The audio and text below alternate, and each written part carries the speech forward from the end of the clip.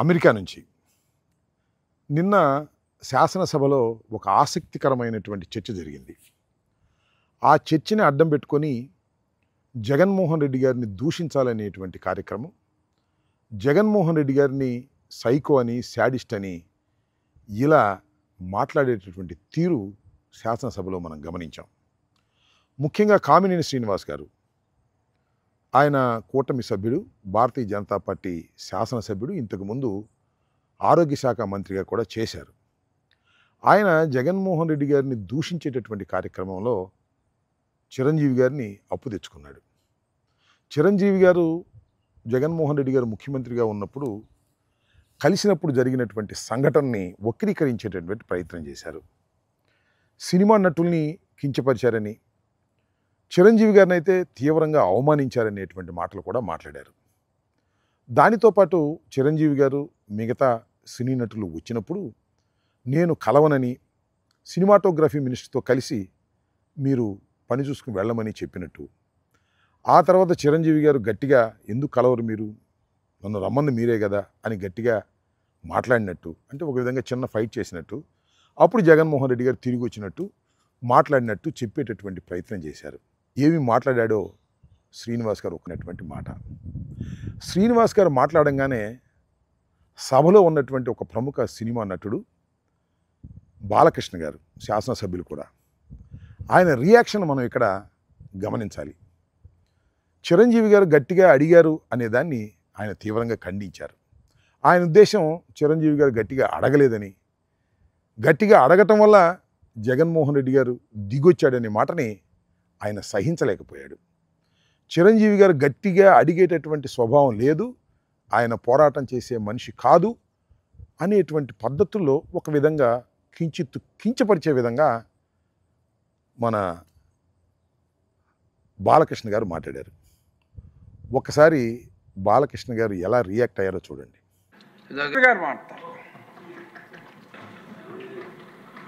అధ్యక్ష, ఇందాక గౌరవ శాసనసభ్యులు కామినేని శ్రీనివాసరావు మాడుతూ అప్పుడు అందరూ ఇండస్ట్రీ కలవడానికి వెళ్ళినప్పుడు సైకో గారిని చిరంజీవి గారు గట్టిగా అడిగితే అప్పుడు ఈయన వచ్చాడంది అబద్ధం. గట్టిగా ఎవడు అడగలేదు అక్కడ. అది మీరు అన్నారు ఇందాక, ఏదో గట్టిగా అడిగితే ఈయన వచ్చాడు మళ్ళీ కలవడానికి, లేకపోతే ఏదో సినిమాటోగ్రఫీ మినిస్టర్ కలవమన్నారు అని. ఏంటంటే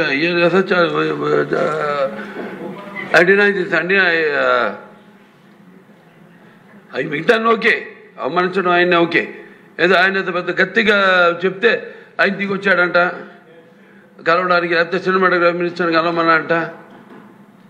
మనం కూడా నాకు ఇన్విటేషన్ వచ్చింది ఇక్కడ ఫిల్మ్ డెవలప్మెంట్ ఒక లిస్ట్ తయారు చేయమని. నాది 9వ పేరు వేశారు. అది ఎవరో ఈయన నేను అడిగాను కూడా, దుర్గేష్ గారిని కూడా అడిగాను, గౌరవ సినిమాటోగ్రఫీ మంత్రివర్యులు కూడా అడిగాను, ఎవడో అడిగేసిందని. The respect a human being, even be opposition or us. 9వ పేరు వేశారు. ఇదే అదేదో గట్టిగా ఎవడు అడిగాడు, గట్టిగా అడిగితే పంపించారు లోపలికి, వచ్చాడు ఈడు కలవడానికి. Sorry, I want to clarify this. No, very good, sir. Nonsense. గౌరవనీయ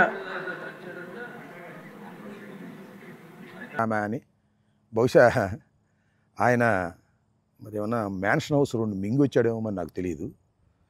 చాలా దౌర్భాగ్యంగా శాసనసభలో ఆ విధంగా ఎవరు మాట్లాడరు, బయట కూడా ఆ విధంగా మాట్లాడరు. అసలే కోతి కళ్ళు దాగిందన్నట్టుగా అసలే పెద్ద సైకో. దానితో పాటు 2 మ్యాన్షన్ హౌస్ ఆఫులు తాగి వచ్చినట్టున్నాడు, ఇష్టం వచ్చినట్టుగా మాట్లాడేటువంటి ప్రయత్నం చేశారు. జగన్మోహన్ రెడ్డి గారు వాడు వీడు అంటమే కాకుండా సైకో అన్నాడు. సైకో అన్నప్పుడు సభలో ఎలా నవ్వారో చూశారు కదా, కేరింతలు. ఇవ్వలో విలువలు లేవు, సభలో గౌరవాలు లేవు, ఇష్టం వచ్చినట్టుగా మాట్లాడేటువంటి ప్రయత్నం చేస్తున్నారు.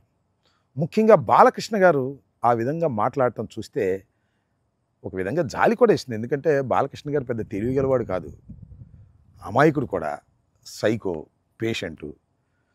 ఈ పేషెంటు సైకో కాకపోతే ఇవాళ చంద్రబాబు నాయుడు స్థానంలో ఆయన ఉండేవాడు. సరే, ఆయనకేదో ఒక శాసనసభ్యత్వాన్ని ఇచ్చి బావగారు గౌరవిస్తున్నాడు, దాంతోనే సంతోషపడుతున్నాడు.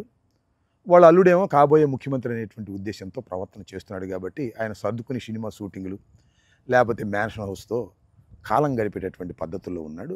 ఆయన జగన్మోహన్ రెడ్డి గారిని మాజీ ముఖ్యమంత్రిని వాడు వీడు సైకో అని శాసనసభలో అంటే నాకు అర్థం కాల.